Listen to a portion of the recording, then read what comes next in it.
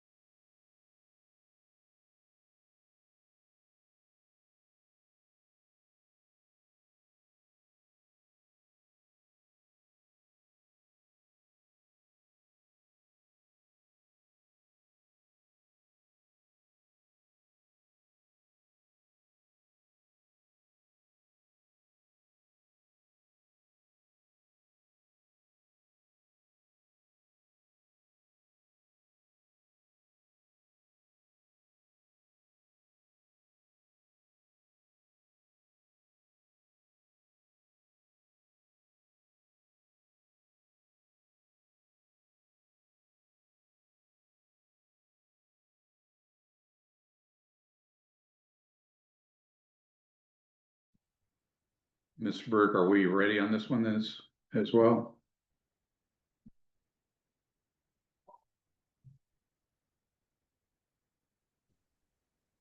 My apologies, Mr. Examiner. I had a little technical difficulty in finding the link. We are here and we're running through a different audio system, so I'll be muting and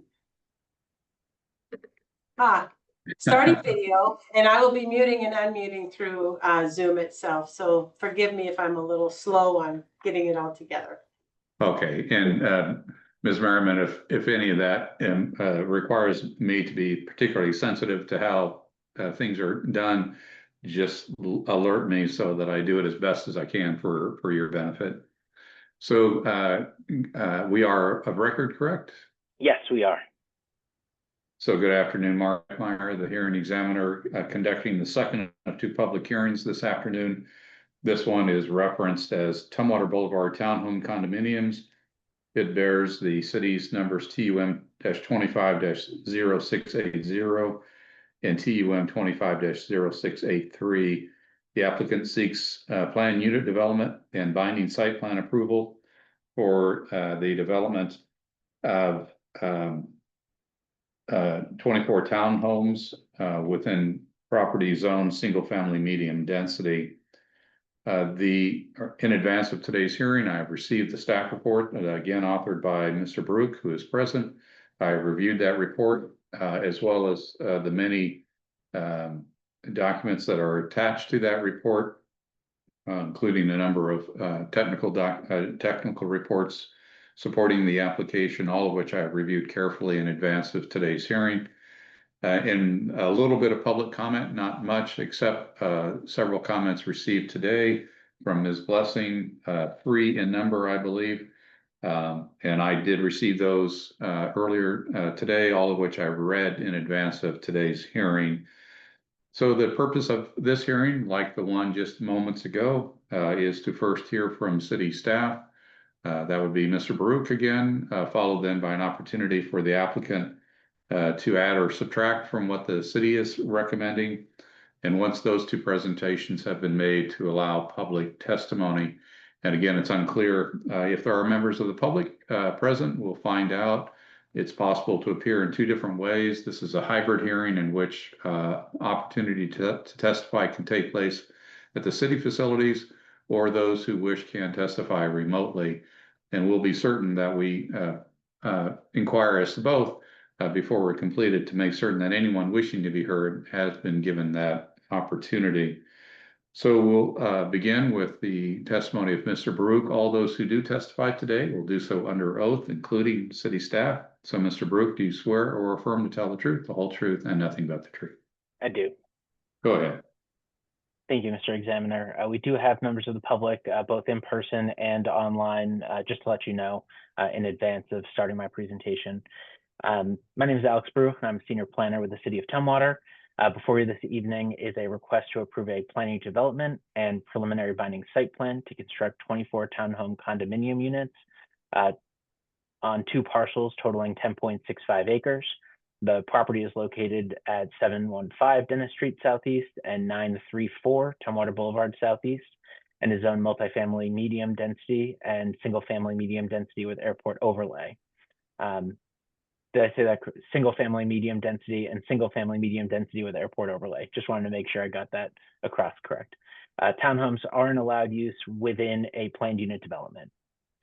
The site is partially cleared and currently provides access to a sewer lift station. Contains wetlands and wetland buffers on the northwest and east sides. It does not appear to have been developed in the past, aside from the lift station that exists currently.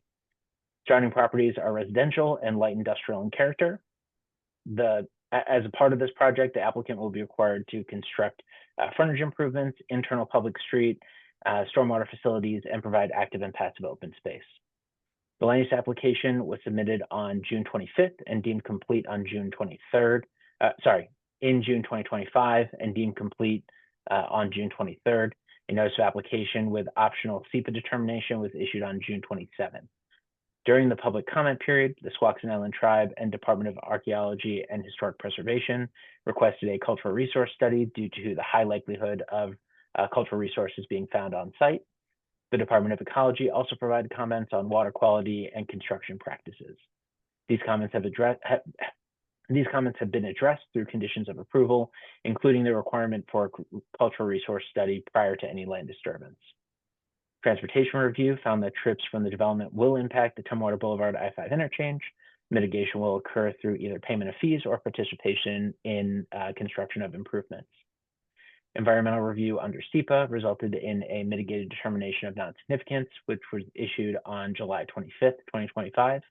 No appeals were filed, and the SEPA conditions are incorporated into this decision. A critical area report is identified on these 2 properties. There's wetland A, which is a category 2 wetland, where buffer reduction from 150 feet to 110 feet is proposed. Wetland B is a category 3 wetland, where the standard 150-foot buffer will be maintained. Both wetlands will be protected with split rail fencing, signage, and covenants to assure long-term protection, along with needing to meet certain conditions as listed within the critical area ordinance. The site contains soils preferred by Mazama pocket gophers. Screening in 2024 found no evidence of gophers or mounds. A professional forester's report identified 447 trees on site. Code requires retention of at least 126 trees, and the applicant is proposing to retain 407 trees, which exceeds the requirement. Approximately 40 trees will be removed, and supplemental plantings will occur throughout the development, as shown on the preliminary landscape plan for landscaping, street trees, and other amenity areas. The site is zoned single-family medium density with airport overlay, and townhomes are permitted use within the planned unit development. The proposed density is below the maximum of 8 dwelling units per acre allowed in the zone. Development standards include minimum lot size of 3,200 square feet. maximum height of 35 feet, required setbacks of 10 feet in the front of the property, 5 feet on the side, and 20 feet in the rear. Through the plan unit development process, the side setbacks may be reduced to 0 feet where the buildings are attached. The plan unit development also requires public benefits to be provided by the developer in exchange for flexibility in certain development standards. Since the development is over 20 units, 2 points of public benefit were required, and the applicant is proposing the first being an enhanced usable open space. So the active and passive open space are what is required by the development. However, the amount of amenities that are being provided go above and beyond what is required normally by development. Some of those amenities. Mr. Burke, can I slow you down at that point? Because I'm tangled up in your numbers and the applicant's numbers. You described the available open space, and I could have asked you this later after you're done, but it just seemed like a good point. Sure. You described the project as meeting the minimum necessary of 1.62 open space acres. The applicant's critical areas report says that they're providing 8.51 acres of open space. Big difference between those two, including 7.67 acres of passive and 0.84 active open space. So the numbers in their reports and the numbers in your reports don't match up. Where's the disconnect there? Yes, I think the representation of the actual open space numbers is more clearly stated on the preliminary site plan, where it discusses and shows the outlines of the active open space specifically, but the trail running adjacent to the wetland boundaries. And I can share my screen if that would be helpful. Well, let me try it this way, and I keep interrupting you. Sorry. Perhaps the distinction is that the applicant regards the wetland itself as open space. Is the city not including it as open space? Not the full amount of the wetland. The area adjacent to the trail running around the perimeter of the active open space, we would consider the area immediately adjacent to there within the wetland buffer as a part of the passive open space. Okay, so between your numbers of 1.68, 1.62 total open space acreage and theirs of 8.51, do you believe that under city regulations, yours is the correct number? Yes, I do. And I think that's reflected on the site plan, the preliminary site plan in the preliminary civil plans. Okay. So while the applicant may have reflected that on its critical areas report, it's not reflecting that on its site plan. Is that what you're saying? Yes. Okay. Yes. Okay. All right. Thank you. And sorry to interrupt. Go ahead. No, it's okay. Some of the examples of the open space that they're providing include a trail, as I just mentioned, a playground, basketball court, frisbee golf area, benches, and grassy area, and open space. So much more than what is typically required or provided by a development. Which gets us back to my, I'm going to be, I think I'm going to just keep doing this all night. Sorry. That's okay. If we are not calling the wetland, the principal wetland open space, but nonetheless, the fact that it's there and being preserved, isn't that an additional factor for approving the PUD? In other words, it's not simply that you're making enhancements to the buffer, but half of the site is a wetland that's being preserved. You don't identify that as a reason for the PUD, but would you agree it's one more reason? Well, that is the second point of public benefit that I can definitely get into in just one second. But just to get back to your the component about the open space, wetland buffers are allowed to be considered a part of the open space if it has a trail running through it. And since they're doing the buffer reduction technically this trail is within that wetland buffer, so that is where we're counting some of the wetland buffer as a part of the open space, as opposed to counting the whole wetland itself. So it's more of a technicality, I guess, than anything else, but it helps, at least in our mind, it identifies the specific element of the wetland buffer that is being treated as the passive open space. But yes, I can go on to that portion of Please the planning do. and development. Yep. So the second point of public benefit that is being provided is the habitat enhancement within the wetland buffer, which will include removal of invasive species, planting of native vegetation, and installation of wildlife boxes within the wetland buffer. So those are all components that will enhance the buffer itself and the health of the buffer, along with replanting of the native vegetation, or planting of native vegetation and monitoring of that over time to ensure that it's doing its job within the buffer itself. So that was negotiated between the city and the applicant, that those two points of public benefit allowed for the PUD to move forward. Okay. The properties within the airport overlay district and residential uses are not restricted under this overlay. Portion of the site is also, or the project's design clusters development as much as possible within the limitations of the the critical area that exists around the property, and provides contiguous open space adjacent to the wetland buffer, which is consistent with the overlay standards in the city's opinion. And on that question, I don't know if Mr. Hendrickson is remaining for this hearing and anticipating perhaps a similar presentation as the last hearing. The difference between the airport overlay is currently codified and his proposed abrogation easement, how would you distinguish the two? Yeah, so the city has adopted specific overlay standards, which have specific requirements. So I believe this is in zone 3 of the airport overlay, which has 2 standards that need to be met. One, that you've cluster development far away from the airport runway as possible. And this development, in the city's opinion, has completed that.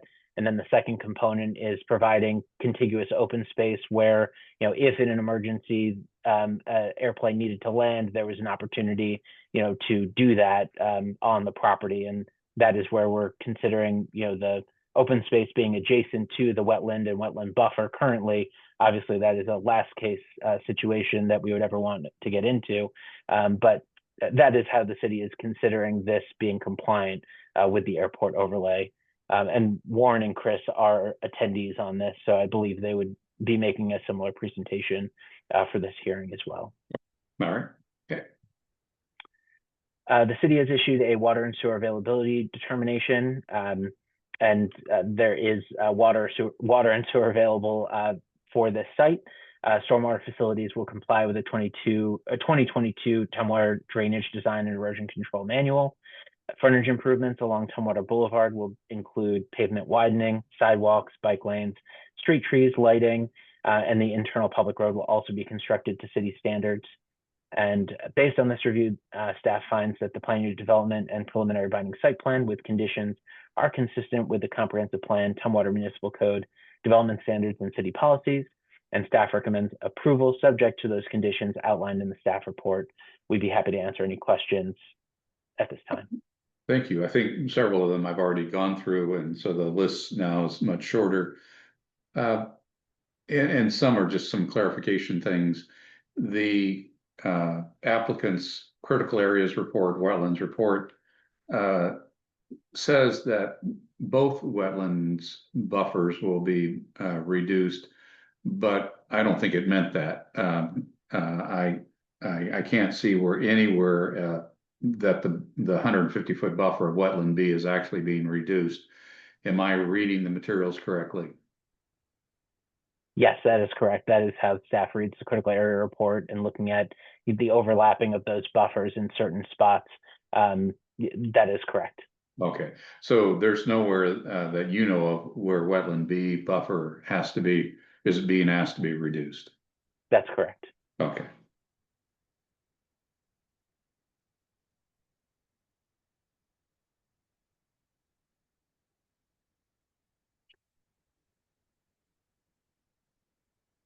And then this issue that Ms. Blessing has raised today, concerns about the hydrology of, I'm not sure if it's both wetlands or just wetland A. It appears to be addressed primarily to wetland A, perhaps to both wetlands. But she's expressing concern that their hydrology be preserved through additional, well, better guaranteed through some additional testing and other steps. We haven't yet heard from Ms. Blessing if she's present tonight, but in advance of or in response to her written comments, how would the city respond? Yes. So the 2022 Drainage and Erosion Control Manual will ensure that stormwater that is being dispersed through the trenches and level spreaders would mimic pre-development conditions. I believe someone from the applicant team can probably speak to this a little bit more eloquently than I can as well. But I believe the main concern from Ms. Blessing was related to additional water and flow getting into the wetland and changing the nature of the wetland itself, either through reduction of water or increase of water. And I believe the intent here is to keep the water going to the wetland itself the same as pre-development conditions. And as part of the city's team tonight, there would not be anyone from engineering to respond to that further, correct?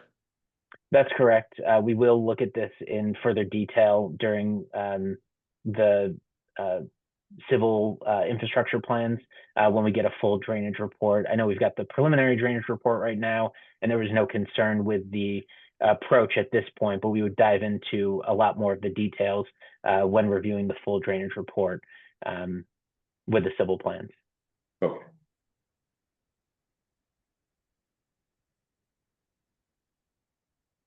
I don't think I have any other questions for the city. Thank you, Mr. Baruch. So I assume it would be Mr. Johnson that will speak for the applicant. Is that correct? That is correct. Okay. And you've been unmuted. Give me a second. So, Mr. Johnson, let's have you sworn. Do you swear or affirm to tell the truth, the whole truth, and nothing but the truth? I do. I note at least one or two other team members, Ms. Dunlap and Mr. Wheeler. Do you anticipate them testifying tonight? I do not. Okay, just wanted to sort of see where this was going. So go ahead. Yeah, thank you, Mr. Hearing Examiner. Brandon Johnson, JSA Civil. As Alex stated, we've worked pretty closely with the city on this project for quite some time, working through some planning issues, through the environmental issues. We've read over the staff report, we've read over the conditions, and we have no exceptions to anything that's in the staff report, and we'd be happy to answer any questions you might have.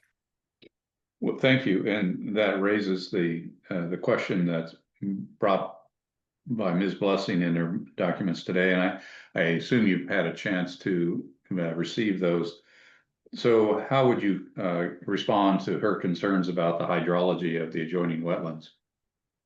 Yeah, so when we do stormwater reports, especially through Ecology Stormwater Manual, Ecology provides us a hierarchy of types of stormwater treatment specific to discharges to wetlands.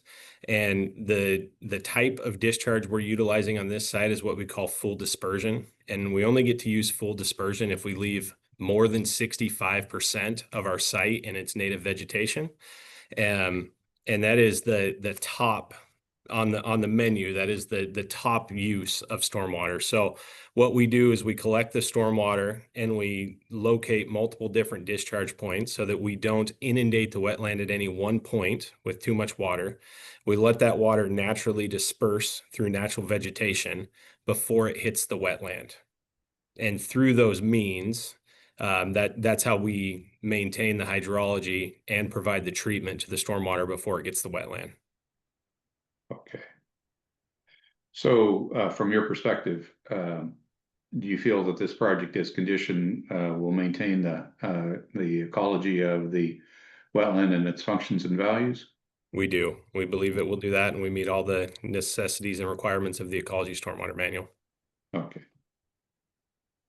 I don't think I have any other immediate questions for the applicant. We'll see what public comment there may be, and that may generate some additional ones.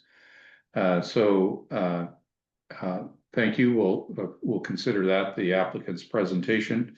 We'll allow both the city staff and the applicant to respond, of course, to any public testimony there may be. Let's turn to that testimony. Ms. Merriman, can you give me a sense if there are members of the public present wishing to be heard at the city facilities? Yes, sir, we do. We have first James and Karen Sundall. And how are you spelling that last name? Sundahl. Okay, thank you. So do both James and Karen wish to be heard, or one or the other? What is your wishes? Okay, the lucky one. So Mr. Sundahl, let's have you sworn. Do you swear or affirm to tell the truth, the whole truth, and nothing but the truth? Yes. Okay, and you are being picked up well, so go ahead and let me provide me with your testimony. We've got questions. We live in Silver Ridge, which is basically across the wetlands. And we've seen the guys out there doing the surveys for the wetlands. We're really concerned as to how much space, how far down they're going to come into the wetlands, because the wetlands keep getting bigger over the years. After Mr. Hatcher, who used to own all this land, after he died, the beavers took over. And we've got, I think, a beaver diversion on Dennis Street, but the pond has gotten bigger and bigger over the years, and it seems like it's keep growing. And so we're curious how far down from the property, because we're sitting literally right across the way from them. We can see the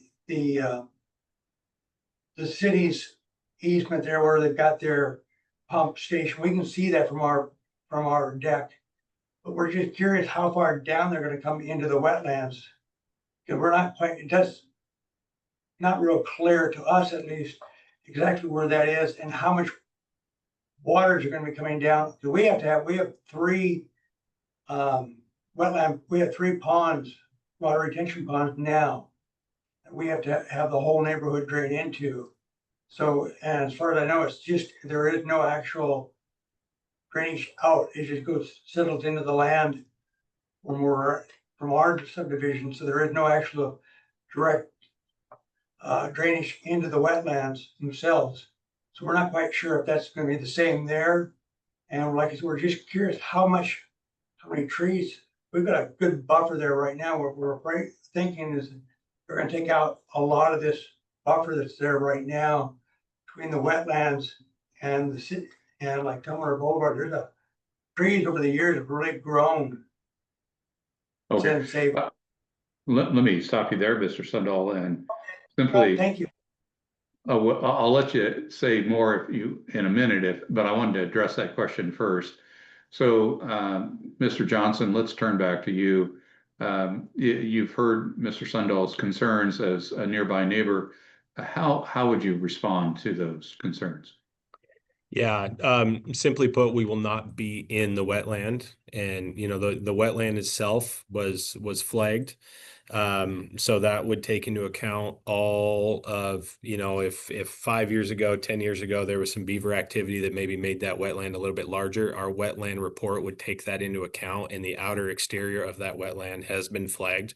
And then on top of that, there is a buffer that we are adhering to. So we will not be doing any development within the wetland or the wetland buffer beyond the buffer reductions that were allowed within city code. Is that answering your questions, Mr. Sundahl? how much of a buffer is there? How much of a There- buffer is there from where the wetland ends to where, how many feet, I guess it is 100 feet, Okay. 100? Sure. In this project, on this project side of that wetland, the, based upon the category of the wetland, there would be a standard buffer of 150 feet. But through buffer reduction allowances, is proposed to be reduced to 110 feet of buffer in return for certain enhancements of the site. Does that answer your question? It'll be 110 feet, and they're gonna put trails system in there. Is that what it's talking about? There is a proposed trail as part of the project. That would be the only thing within the buffer is that pedestrian trail. Carolyn, And Mr. Hearing Examiner, if I could just clarify that, the trails themselves are not within the 110-foot buffer. They are outside of the buffer. Thank you. Sorry, I apologize. My mistake. I was thinking of I think I may have been thinking of the other project, but thank you. So again, Mr. Sundahl, I misspoke. There is no proposed development within the 110-foot buffer. There is a proposed trail, which is one of the enhancements to the site in return as part of the buffer reduction, but it's not occurring within the buffer itself. Excuse me, sir. So let's turn to Ms. Sundahl. Let's have you sworn. Do you swear or affirm to tell the truth, the whole truth, and nothing but the truth? You. I just had a question about this trail that's going to be running against this reduced buffer. Is this trail going to be made out of some type of hardscaping, or is it going to be something that allows water through it to be more porous? I'm concerned about there being more water because of development running into the wetland and causing flooding. Certainly. So Mr. Baruch, perhaps the city can provide a response, and if Mr. Johnson wants to add to it, that'll be up to him. And your response would be what? Would you mind me sharing my screen just to show the active open space, just to have a better visual representation? Since I made a mess of things, yes, I would appreciate that to clean up my error. So thank you. No problem at all. So I'll zoom out for a moment. This is the development in its entirety, with Tumwater Boulevard being here, and then Dennis Street being over further this direction. North is pointing, this way. So just to get oriented to the site, it just lays out a little bit easier on the plan, in this orientation. The trail system is shown around the perimeter of the 110-foot buffer, and you can see it connects to the sidewalks around the edge. The proposed material that the path would be used or made of is the decomposed granite pathway. So I believe that's like a crushed rock, if I'm reading that correctly, Brandon. And he's shaking his head yes. So that is my understanding, is that it would be a crushed rock, and there would be an area adjacent between the path and the fence that would have a like a green strip or some sort of landscaped area that hard surface could, the drainage from that hard surface could run off to if there was a heavy rain event or something. So that there is a little bit of space between the hard surface path and the fence, along with that 110-foot buffer. And I hope that helps explain it a little bit. Thank you, Mr. Baruch. Ms. Sundahl, does that answer your question? Yes, it does. Thank you. Okay. Was there any other testimony that you wanted to give? No, sir. Okay. And Mr. Sundahl, was there anything else that you wanted to add? So that was our questions. So yeah, thank you. Okay. Thank We're you. good. And Ms. Merriman, do you have others wishing to be heard? Venables, did you want to speak? Oh, sure. And just a couple comments. And I'm sorry, you are, Steve Venables. Venables.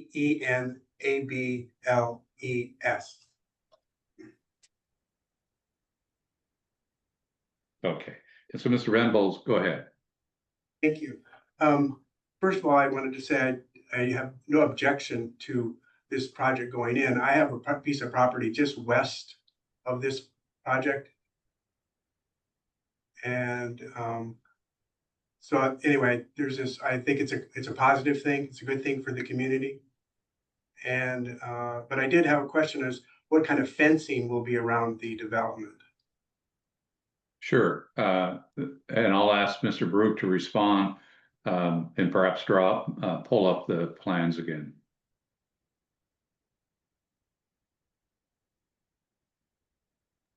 Yes.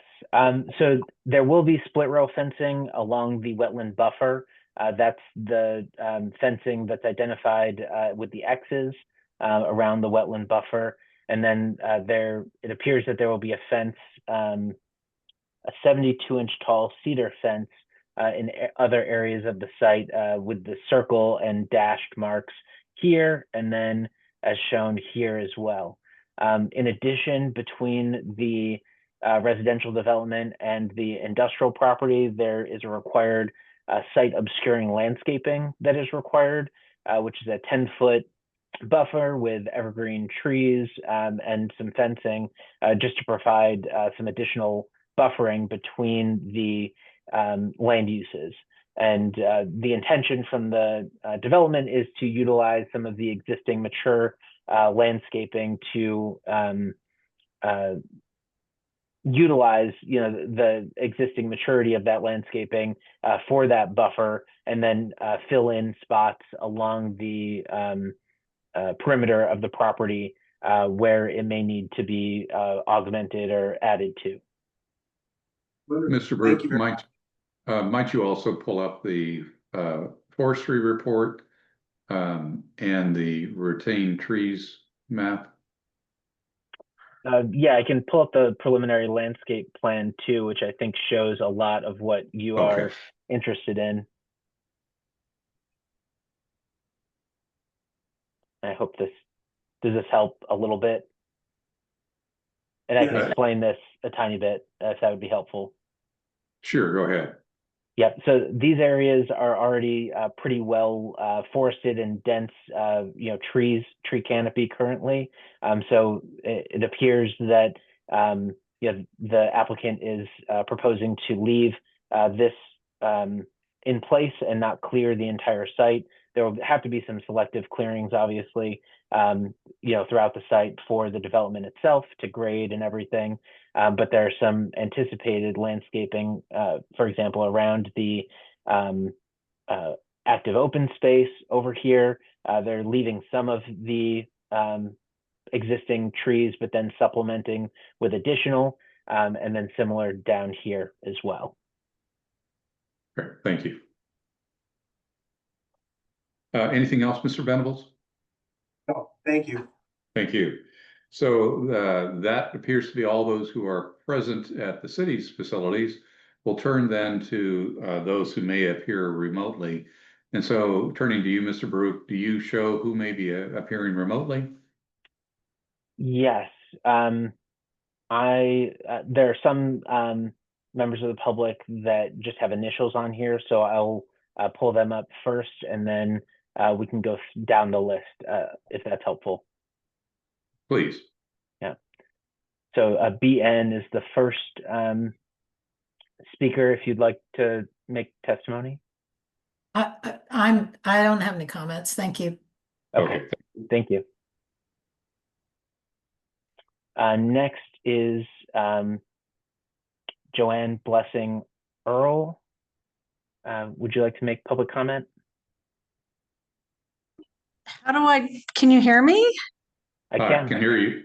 Oh, good. Yeah. Thank you. Yes, I sent in comments earlier, and I guess I had like 3 or 4 brief comments that maybe Brandon can answer. Let me slow you down, Ms. Oh, Blessing. sure. Anything we need to do is under oath, and so let's first have you sworn. Do you swear or affirm to tell the truth, the whole truth, and nothing but the truth? To the best I can. Thanks. Okay. Yep. And again, as noted earlier, I did receive, I assume Joanne is the same as Bonnie. Oh, yes. Yeah, that's my middle name. Okay, so I received copies of your three emails submitted to the city earlier today. And so I did receive and review those in advance of today's hearing. That doesn't stop you from saying the same things, but just so you know, I did receive those. So go ahead. Okay, more to those point, maybe Brandon can address them. But first off, I just want to say that I'd like your attempt at doing full dispersion of stormwater and the dispersion trenches, and I hope they work. Secondly, older soil maps show from 1958 a peat bog in wetland A, and I sent those in, and I think, but I'm not sure, that may change the wetland type. So if that changes anything, I'd like you to kind of address that. Thirdly, that there's wetland peat, greenwood peat somewhere out there near wetland A. And thirdly, that cedars look like they're dying. I drove by the area and took a look from Dennis Street. And when you look out there, there's like this meadow and then some water, and then the cedars are dying out there. And I mean, the wetland guy says those are habitat enhancement, but those might also indicate some flashiness of the water levels. And so I'm wondering if if there is, then does even the addition of impervious surface that discharges through to the wetland ultimately via those nice dispersion pipes that go across the boundary there, could those change the hydrology, vegetation character, or sediment in the marsh to kill, that would end up killing more cedar on the edge? It just looks like, to me, like they're dying. And the ecology manual has this like solution of improving downstream conveyances of if water gets too flashy. And that seems treacherous as something to rely on. So I just urge you to consider whether the increases in flow from the 2, 5, 10, and 15 and 50-year events would change the water levels in that wetland and influence the survival of the cedar there, or change the character of the sphagnum peat that is out there or was out there in the 1958 soil survey that I sent in. And then finally, I just want to ask that when this thing changes, when the plat layout changes, that can you let me all know?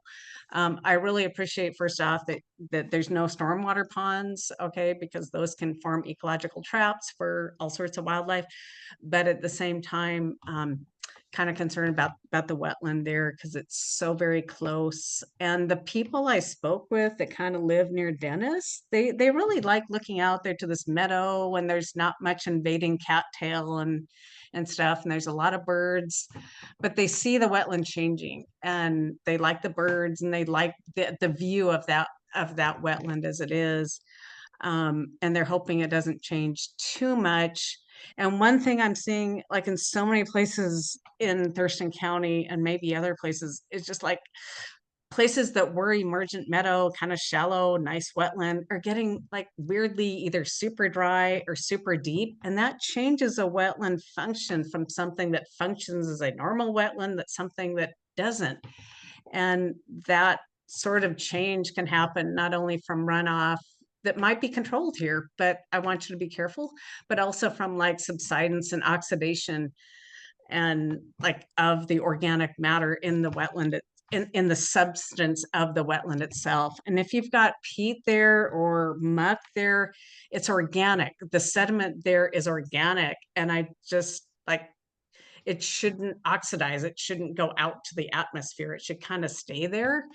And that's what I would like to see. And I know that was a lot, but I would just like to hear that that the dispersion trenches will not change, that will work somehow to disperse the water in a way that kind of helps the wetland out. And maybe Brandon, I don't know. So this is a question. Will the dispersion trenches work to protect the wetland out there? Okay, thank you, Ms. Blessing. Thanks. And I do appreciate those concerns. They're well voiced in your written materials, and clearly you've given deep, considerable thought to some very important issues. So, Mr. Johnson, how might you respond to Ms. Blessing's concerns? Yeah, thank you, Mr. Hearing Examiner. I think first and foremost, we just want to reiterate that everything we do is based off of the 2022 Department of Ecology Stormwater. And so when we identify any kind of stormwater treatment, any kind of stormwater concern we might have, we use that as our standard to ensure we're adhering to, and we are adhering to that. One of those standards is that they limit the amount of flow that we can send to any one location within the wetland. So if you look at our stormwater plan, you'll see that we have multiple trenches kind of spaced sporadically throughout the development, discharging water into the wetland. And that is specifically to address some of the concerns of inundating a specific location of wetland with more water than it is, than is natural. We're mimicking natural flows and natural dispersion to the extent that we are required, to the extent we can. You've been working on this project for some time. There seems to be anecdotal evidence that the wetland is changing its shape to some degree, perhaps expanding as Mr. Sundahl observed, perhaps deepening as Ms. Blessing is concerned. In the time that you have worked on this project, have you noticed any material change in what I'll say is the personality of this wetland? In the time that we've been working on this project and since we've completed the wetland report, we have not noticed any changes to the wetland itself. Okay. And to the extent that it may have either expanded or deepened recently, is that perhaps the possible result of beaver activity nearby? I would be speculating at best if I made a comment there. We make sure that we identify the wetland buffers and boundaries of the wetland. Those appear to have been pretty consistent since we've been working on this project. Why over the last few years, maybe has that grown or not grown? I'd be speculating at best. Certainly beavers play a role in that. Okay, all right, thank you. Mr. Brook, anything you wanted to add to Mr. Johnson's response? No, nothing at this time. Okay, thank you. And thank you, Ms. Blessing. And Mr. Brook, do you show others wishing to be heard remotely? Yes, I think there are two others. Lisa Reiner. Yes, thank you very much. Can you hear me? I can. The spelling of your last name is what? R-I-E-N-E-R. Thank you, Ms. Reiner. So let's have you sworn. Do you swear or affirm to tell the truth, the whole truth, and nothing but the truth? Yes. Go ahead. Yes, thank you. I believe that there are several people who live near the site that are very hesitant to come on these Zoom meetings and give public comment. It's a lot of pressure, it's a lot of stress for people, and especially when you get older, you don't need more stress. But anyway, I was kind of designated as the one to kind of be speaking up on this issue. Lucky you. So, yeah, right. Thank you. I think people have expressed concern, as has been noted in this hearing, that the wetland is changing. My friends have told me that if you drive by, and I've seen it myself, it seems like several of the trees that have been there historically are dying or dead and leaning over, and everybody's wondering what's going on. Everybody's speculating. I think the speculation from many it could be that there's excess stormwater or excess water coming into the area. I know that Brad Johnson has said that he is following the Department of Ecology guidelines, and I understand it's very important to do so, but we seem to have climate change well going on in our county. We have episodic events of a lot of water coming down, and then episodic events where there's no water coming down. And so part of following the rules and regulations of these stormwater manuals, I don't know if they're really taking into concern about these episodic events from climate change. Yes, we know that we have the 5-10 year flows. We know that they might increase, but then of course, then we might get to the point where the situation changes.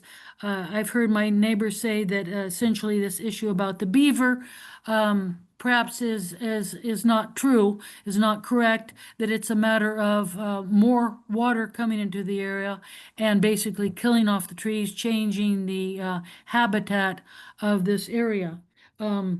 So the downstream conveyances, the increases in flow, the change in character of peat, as was noted by Ms. Blessing, is all of a concern.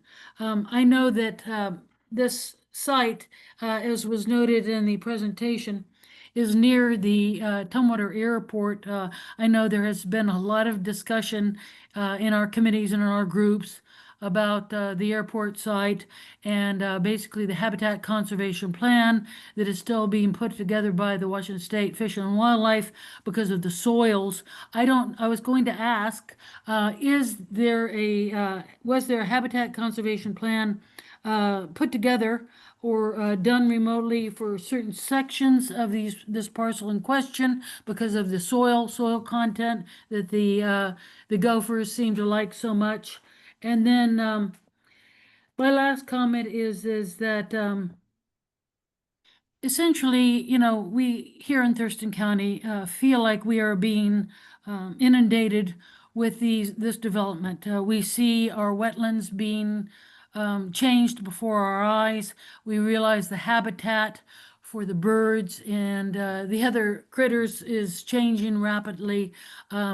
Essentially, many of us feel that we are being turned into another Tacoma, and which means that the environment is being left behind, and bottom line, more houses, more buildings, more asphalt.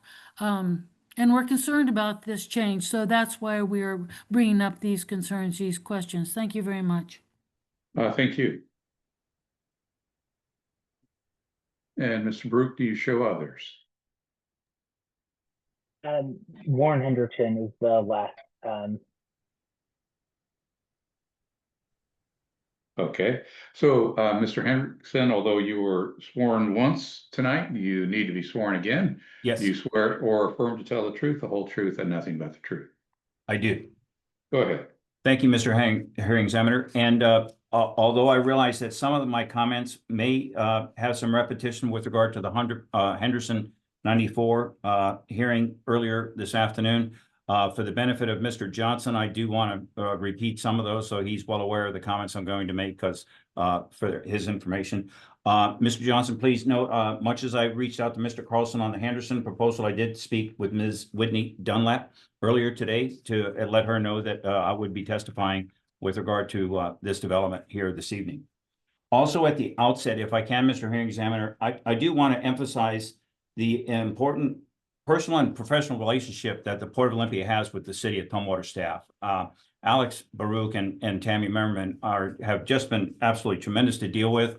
We find ourselves as sister public agencies of the city staff has to rely on the current city code. We, as the owners of Olympia Regional Airport, are bound to go ahead and act in accordance with the latest available guidance. And the latest available guidance is not what's in the city code.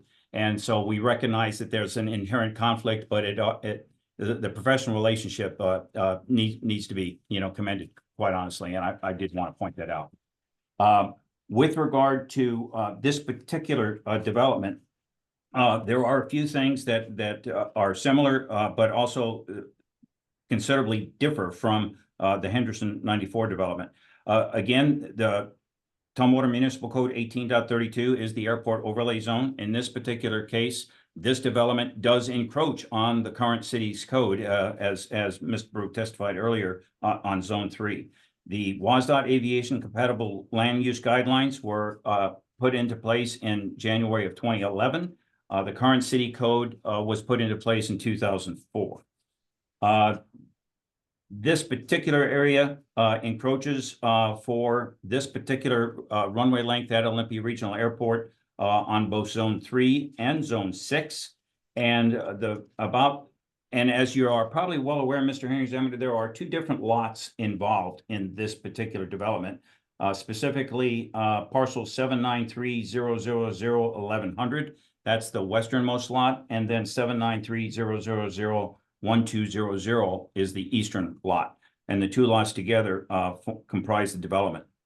The Zone 3 area does touch directly and overlays the exact location of where these condominiums, single-family homes, are designed to be placed.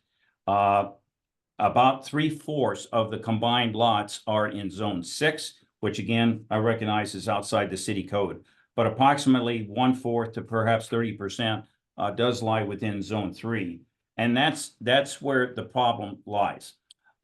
Reading from the city's current code, Zone 3 does prohibit multifamily dwellings, active recreational facilities, and schools, preschool, childcare facilities, childcare centers, churches, hospitals, independent and assisted senior living facilities, rest homes, and group foster homes from that zone. The current state guidance is that single-family homes are also prohibited. And so therefore, we feel a need to point that out, that if the single-family homes lie within Zone 3, then we have a prohibited use. The location of this development is just 1,362 feet east of the runway center line. It will be directly under the airport traffic pattern. The southwestern corner of the development is just 4,000 feet from the runway threshold. And a typical light aircraft on approach in the pattern would be directly overflying this particular neighborhood and development. So the there are 3 different codes of looking at, all of which pose significant limitations on the development of this proposal. The most significant one is the prohibition of single-family dwellings at 12 units or more per acre in Zone 3. And they should not be constructed near the airport. In the city's response in the packet, and I'll quote this 2 different ways, the city's packet response was 22 pages long, so I'm citing page 15 of that 22-page report. And the overall entire packet for this hearing was 491 pages. And the area dealing with this overlay zone is on page 18 of that 491 pages. The city's approach has been to this Zone 3 that the land division is approved as a cluster development with the residential lots located as far away from the runway center line as possible. I don't see that, and this may be a point of disagreement between the port and the city, but this is where I don't see that restriction within the city code as exists. Certainly does not exist within the Zone 3 of the current state guidance.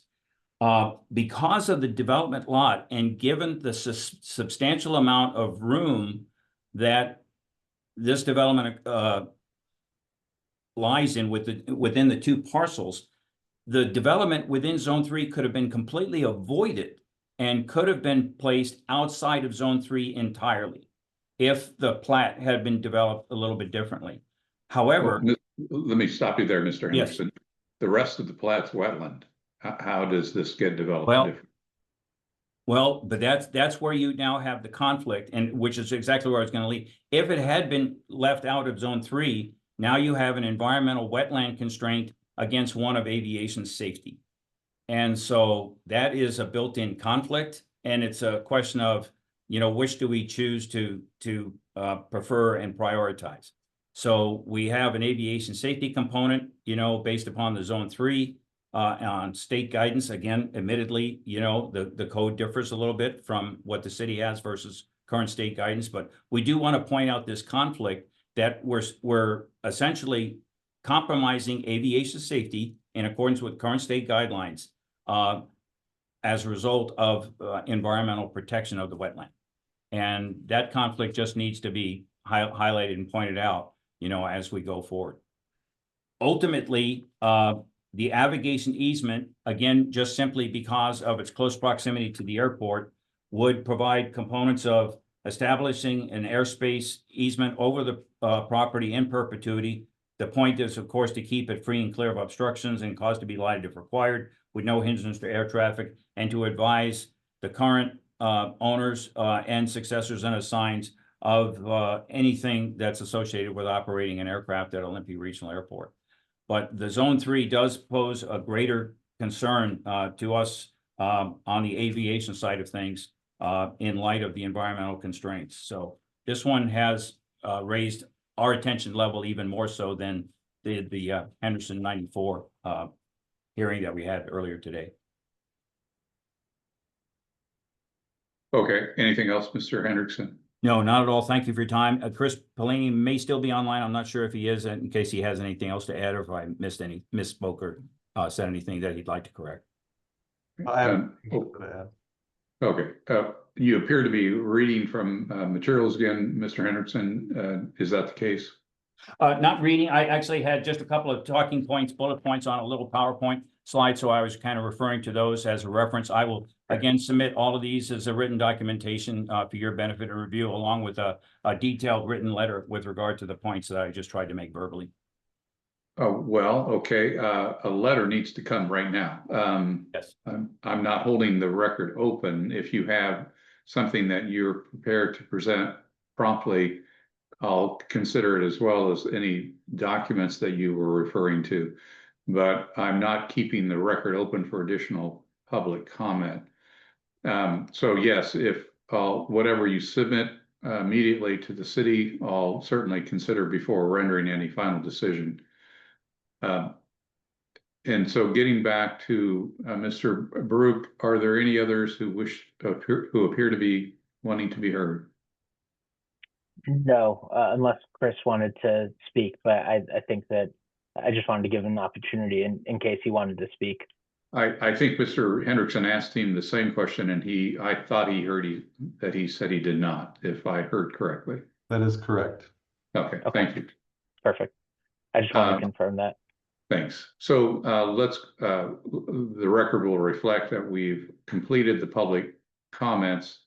And as always, that allows the opportunity for both the city and then the applicant to respond to that comment. So, Mr. Baruch, this is your opportunity, and in particular, the final comments of Mr. Hendrickson, which again, since I don't have them in front of me, I struggled to follow entirely, but I took the port as questioning the entitlement of this project to be located here, not simply questioning whether or not a navigation easement should be imposed, but simply whether this project met standard requirements for its location. And how would you respond to that concern? Yeah, so the Zone 3 airport, within the airport overlay in Tumwater's code right now prohibits multifamily dwellings. Multifamily dwellings are 5 units attached.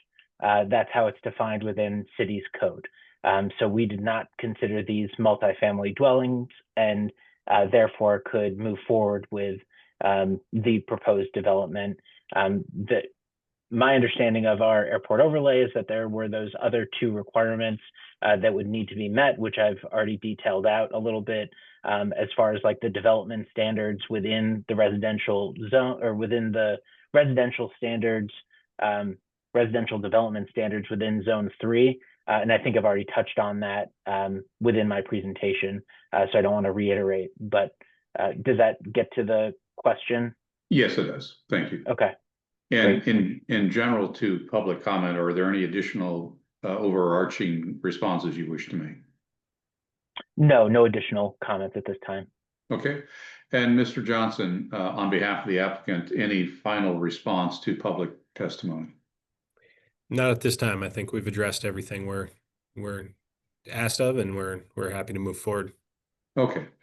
Once again, I'm in a position where I'm going to partially grant the application simply to let the applicant know I'm going to approve it, so that it understands at least that much.